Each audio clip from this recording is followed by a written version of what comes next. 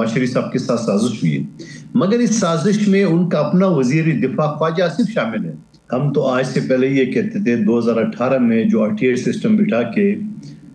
फैज़ हमीद ने PTI को पाकिस्तान के ऊपर मुसल्लत की है, जो कि इस वक्त पाकिस्तान कौम भी भुगत रही है और भुगत रही है फैज़ हमीद को। तो मैं ये समझ रहा हूँ कि हम तो पहले ही ये कहते थे कि ये गठजोड़ है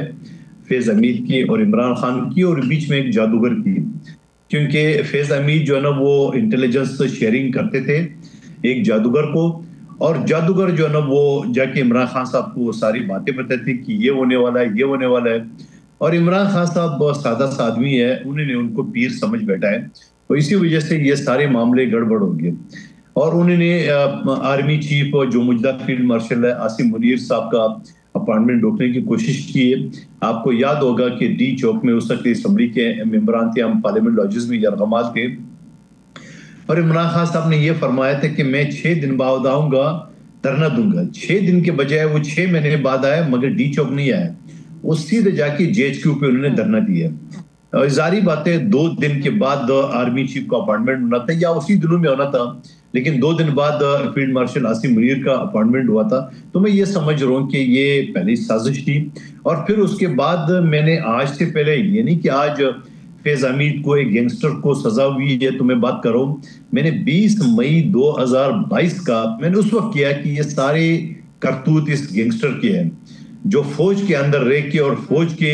जो ना वो पीठ में भी छुरी घूम रही है, और इमरान खान को तायात सदर अपने आप को आर्मी चीफ बना रहा है। तो मैं ये समझ रहा हूँ ये जो 14 साल की सजा हुई है बहुत कम है, लेकिन ये तो खैर एक करप्शन में एक छोटा सा केस है। लेकिन असल जो कोर कमांडर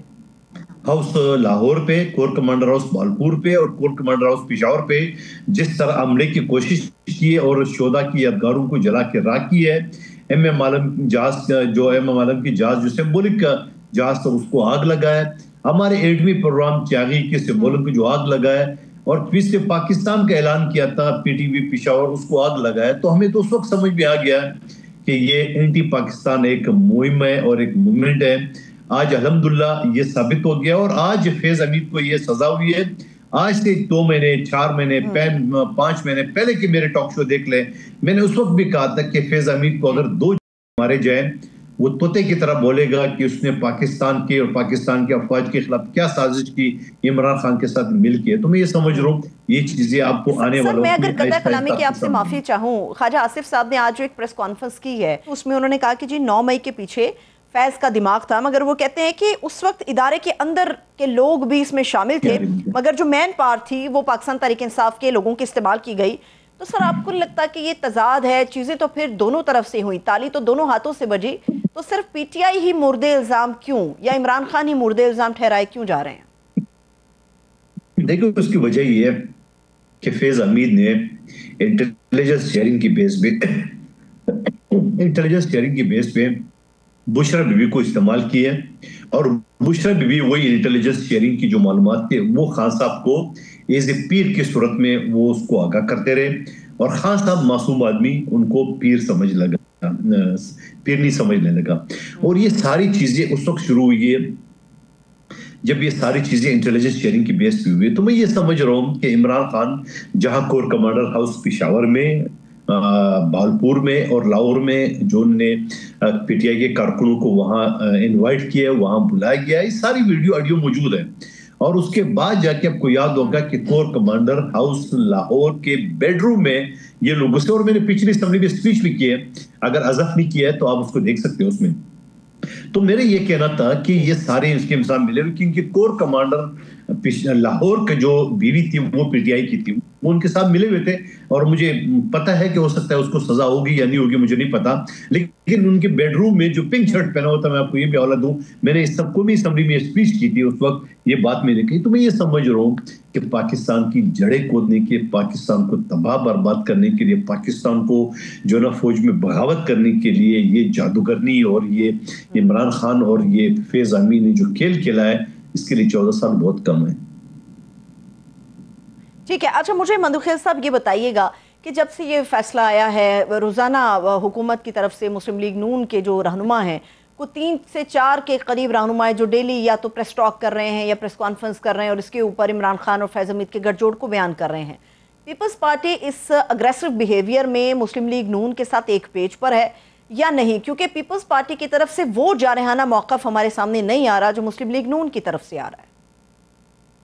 دیکھیے پیپلز پارٹی، آپ نے بلاول بھٹو زرداری صاحب کے بیان پڑھا ہوگا، دیکھا ہوگا. بلاول بھٹو صاحب تو پہلے دن سے یہ کہہ رہے کہ میری اپنے سیاسی کیریئر میں نے 2 فرعون دیکھے ہیں، ایک عمران خان، ایک فیض حمید. اس سے بڑھ کے اور کیا بات کریں. لیکن سوال ہی میرے یہ آپ کے سامنے چھوڑ کے کہنا جا رہا ہوں کہ ایک طرف نواز شریف صاحب کہتے ہیں کہ جنرل باجوہ نے میرے ساتھ یہ کیا وہ کیا. کوئی شک نہیں ہے نواز شریف صاحب کے ساتھ سازش ہوئی ہے، مگر اس سازش میں ان کا اپنا وزیر دفاع خواجہ آصف شامل ہے. آپ کو یاد ہوگا 2018 کے الیکشن میں جہاں میں نے شہباز شریف صاحب اور مخبر خاص مصطفیٰ کمال کے خلاف NA 242 بلدیہ ٹاؤن سے الیکشن لڑا، وہاں اس الیکشن میں انہوں نے یہ کہا کہ میں نے رات 3 بجے جنرل باجوہ کو فون کیے کہ میرے ساتھ جو ہے نا وہ زیادتی ہو رہی ہے. یعنی دوسرے الفاظ میں یہ کہا کہ مجھے جتاؤ، میں تو ہار رہا ہوں. اور صبح رزلٹ جو ہے نا وہ خواجہ آصف کے حق میں آ جاتا ہے. اور 25 سال سے خواجہ آصف مختلف لوگوں کے کندھوں پہ چڑھ کے وفاقی وزیر اور MNA بنتا آ رہا ہے. تو نواز شریف صاحب کو سب سے پہلے یہ اپنے جو صفوں میں ان کے مخبر خاص بیٹا ہوا ہے جس کا نام خواجہ آصف ہے ان سے پوچھنا چاہیے. آپ مجھے بتاؤ کہ میں اور دوسری جو آپ کی سننے والا ہے، ہماری تو رسائی SHO تک نہیں ہے، اور جنرل باجوہ کو رات 3 بجے فون کر رہے خواجہ آصف صاحب 3 بجے رات کو، اور صبح رزلٹ کے حق میں آ جاتا ہے. تو مخبر خاص ان کے اپنے گھر میں بیٹھا ہو، ذرا ان سے پوچھے کہ جن نے جنرل باجوہ کے ساتھ مل کے نواز شریف کے خلاف کیا سازش کی ہے. یہ تو خواجہ آصف جو ایک میں یہ کہوں گا کہ اس کو اگر اس چیز میں چالان کیا جائے، اس کو ملزم ٹھہرا جائے تو طوطے کی طرح یہ بولے گا. اور مجھے یقین ہے پورا آج انہی کی سزا ہوئی ہے. تو میں یہ بات کروں 20 مئی 2022 کو GTV میں اور 24 نیوز کی شو میں، میرا آج بھی YouTube میں موجود ہے، میں نے اس وقت کیا جب یہ گینگسٹر کور کمانڈر پشاور تھا، فیض حمید کی بات کر رہا ہوں، کہ انہوں نے مجھے کراچی میں انہوں نے یہاں اٹھایا 1.5 گھنٹہ مجھے اور میرے بھائی بیرسٹر مسعود خان مندوخیل کے ذریعے کے ساتھ جو ہے نا مجھے اب سے بجا میں رکھا کہ اپنے ایک MNA کے خلاف جو میں نے ڈسکوالیفیکیشن کیس کیا اس کو وڈرا کیا جائے. میں تو آپ کی توسط سے آرمی چیف سے فیلڈ مارشل سے مطالبہ کرتا ہوں کہ میرے پاس تمام شواہد موجود ہیں. گلائے نہ کہ فیض حمید نے مجھے کس طرح ٹارچر کیے، کس طرح مجھے 20 کروڑ ایک ریٹائرڈ بریگیڈیئر کے ذریعے مجھے آفر کیے گئے. سارے ثبوت میرے پاس موجود ہے. میری انکوائری کھول دے فیض حمید جو میرے کیس سے سزا سے نہیں بچ سکتا ہے. صحیح. یعنی کہ یہ سر میرے لیے ایک بہت بڑی بات ہے کہ پاکستان پیپلز پارٹی سے آپ وہ پہلے شخص ہیں جو اس چیز کو کلیئر کر رہے ہیں، ورنہ ابھی تک تو ہمیں یہی بتایا جا رہا تھا کہ کہاں کہاں ٹیلی فون کیے گئے، کس کس سے رابطے کیے گئے، کس کس